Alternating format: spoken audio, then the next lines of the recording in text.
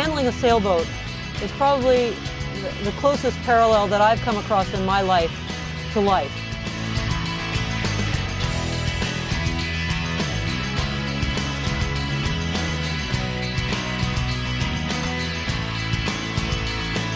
It's not just about sailing, it's about how to live without trying to control everything. I got hooked on the sailing and I couldn't stop, man. That's my drug. There's been so many kids that I brought down here and they just are hooked on it now. Sailing teaches you that life isn't easy.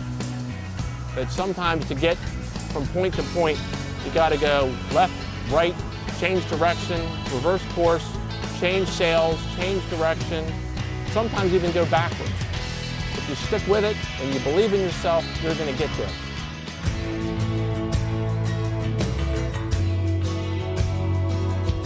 Our SIT program, it gives inner city high school kids the realization that they can make a difference to other people.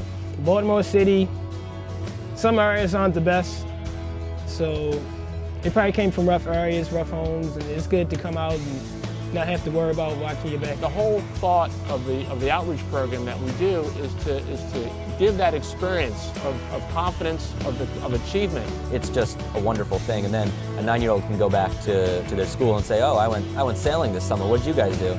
I played soccer at camp.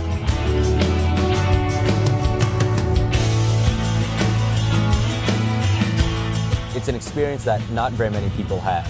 By bringing kids down here and putting them on the boats and bring them towards like other cultures and ways of living, it'll open them a lot more. And I'm quite sure it will affect their lives in a positive way also.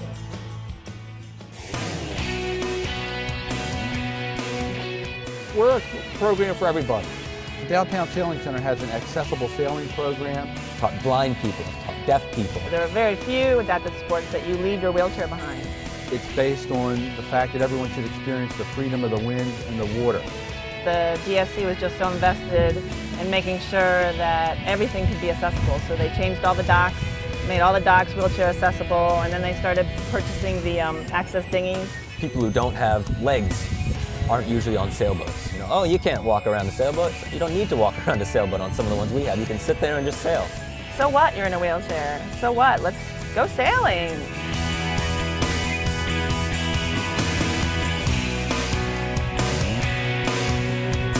Sailing isn't always determined by strength or speed or agility. It's all equal. You can have someone who's disabled sailing against someone who is not disabled and winning. There's really no difference. It's their way of taking hold of their independence again. And when these kids realize that they can do this, they begin to say, gosh, if I can do that, I can do anything. You just can see it in their faces. I mean, they just light up.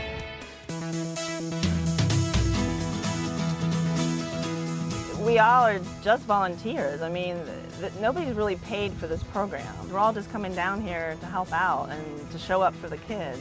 One thing that we always say is the people that work here don't work here for the money. They work as teams, young and old, black and white. They work here because they want to work here and they like to work here.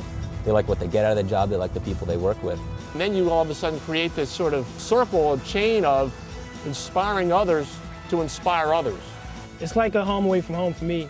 And it makes them feel good that they're helping someone else feel good.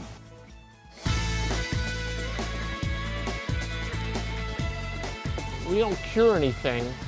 We give kids hope.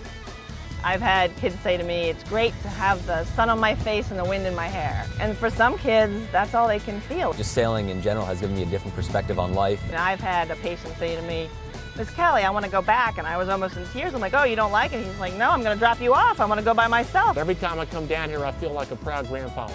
And it makes me feel good that the whole goal of teaching others to sail and having that just continue work. It's just one of those things where you just connect and you just can't let go.